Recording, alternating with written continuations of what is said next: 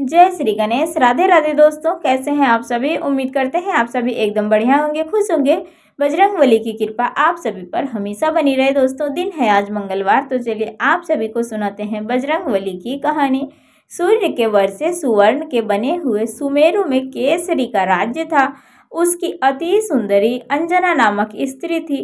एक बार अंजना ने शुचि स्नान करके सुंदर वस्त्र आभूषण धारण किए। उस समय पवन देव ने उसके कर्णरंध्र में प्रवेश कराते हैं समय आश्वासन दिया कि तेरे यहाँ सूर्य, अग्नि एवं सुवर्ण के समान तेजस्वी वेदांगों वाला विश्ववंद महाबली पुत्र होगा। और ऐसा हुआ भी। कार्तिक कृष्ण चतुर्दशी को महानिशा में अंजना के उदर से हनुमान जी उत्पन्न हुए। दोपहर बाद सूर्योदय होते ही उन्हें भूख लगी। माता फल लाने गई। इधर लाल वर्ण के सूर्य को फल समान मानकर हनुमान जी उसको लेने के लिए आकाश में उछल गए। उस दिन अमावस्या होने से सूर्य को ग्रासने के लिए राहु आया था, किंतु हनुमान जी को दूसरा राहु मानकर वह भाग गया। तब इंद्र ने हनुमान जी पर वज्र प्रहार किया। उससे इनकी ठोड़ी टेढ़ी हो गई, जिससे ये हनुमान कहलाए। इंद्र की इस धृष्टता का दंड देने के लिए पवन देव ने मणि मात्र का वायु संचार रोक दिया। तब ब्रह्मादि सभी देवों ने हनुमान जी को वर दिए। ब्रह्मा जी ने अतिमायु का, इंद्र ने वज्र से हत न होने का, सूर्य ने अपने सशांत तेज से युक्त और संपूर्ण शास्त्रों का विशेषज्ञ होने का, वरुण ने पास और जल से अभय रहने का, यम ने यम दंड से अवधय और पाप से नाश न होने का, कुबेर ने शत्रुमर्दनी गदा से निशंक रहने का, शंकर ने प्रमत्तः और अजय योद्धाओं से जय प्राप्त करने का, और विश्वकर्मा ने मय के बनाए हुए सभी प्रकार से दुर्बोधय और असहा अस्त्र शस्त्र तथा यंत्रादि से कुछ भी क्षति न होने का वर दिया। इस प्रकार के वरों के प्रभाव से आगे जाकर हनुमान जी ने अति पराक्रम कार्य किए। वो सब हनुमान जी के भक्तों में प्रसिद्ध हैं। जो हनुमान जी के अश्रु या अज्ञात हैं, वो अनेक प्रकार की रामायणों, पद्म पुराण, स्कंद, वायु आदि पुराणों में उपासना विषय के अनगिनत ग्रंथों से ज्ञात हो सकते हैं।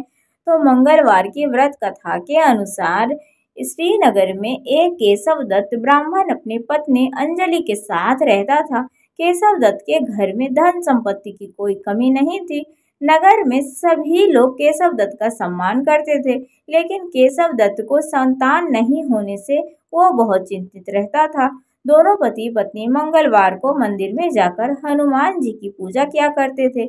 विधिवत मंगलवार का व्रत करते हुए कई वर्ष बीत गए।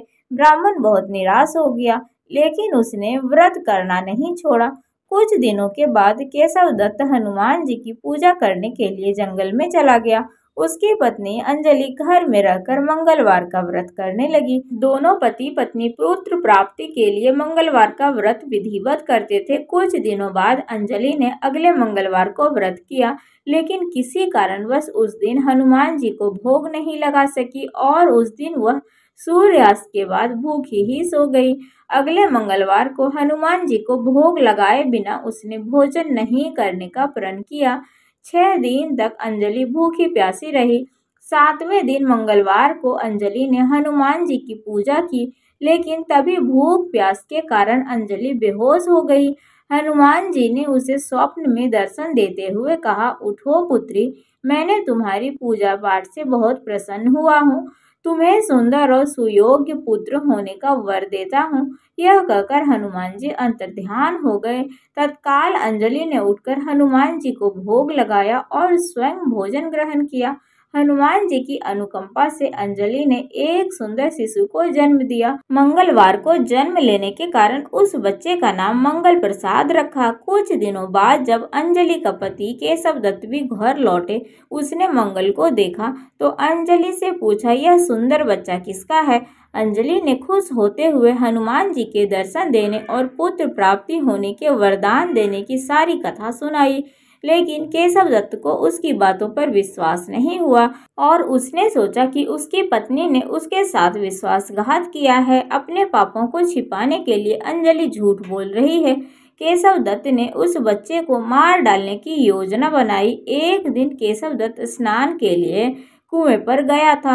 मंगल भी उसके साथ था। केशव दत्त ने मौका देखकर मंगल को कुएं में फेंक दिया और घर आकर बहाना बना दिया कि मंगल तो कुएं पर मेरे पास पहुंचा ही नहीं। केशव दत्त के इतने कहने के ठीक बाद मंगल दौड़ता हुआ घर आया। केशव दत्त को मंगल को देखकर बुरी तरह वो हैरान हो उठे। उसी रात हनुमान जी ने केशव दत्त को स्वप्न में आकर दर्शन दिए और कहा कि तुम दोनों के मंगलवार के व्रत को करने से प्रसन्न होकर ही मैंने तुम्हें पुत्र जन्म की वरदान दिया। फिर तुम अपनी पत्नी को उल्टा क्यों समझ रहे हो? उसी समय केशव दत्त ने अंजलि को जगाकर उससे क्षमा मांगी और स्वप्न में हनुमान जी के दर्शन देने की सारी कहानी सुनाई। केशव दत्त ने अपने बेटे को हृदय से लगाकर बहुत प्यार किया और उस दिन के बाद वो सभी आनंद पूर्वक रहने लगे। मंगलवार का व्रत विधिवत करने से केशव दत्त और उनके सभी कष्ट दूर हो गए। इस तरह जो भी स्त्री पुरुष मंगलवार का विधिवत व्रत करते हैं और व्रत की कथा को सुनते हैं, हनुमान जी उनके सभी कष्ट दूर करके उनके घर में धन संपत्ति का भंडार करते हैं। शरीर के सभी रोग कष्ट भी नष्ट हो जाते हैं। तो बोलिए बजरंगबली की जय।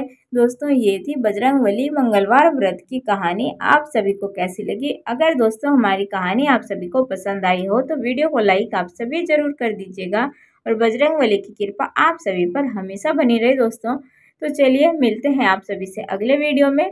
ये वीडियो को लाइक सब्सक्राइब चैनल को कमेंट करके जरूर बताइएगा। राधे राधे, हर हर महादेव, जय बजरंगबली।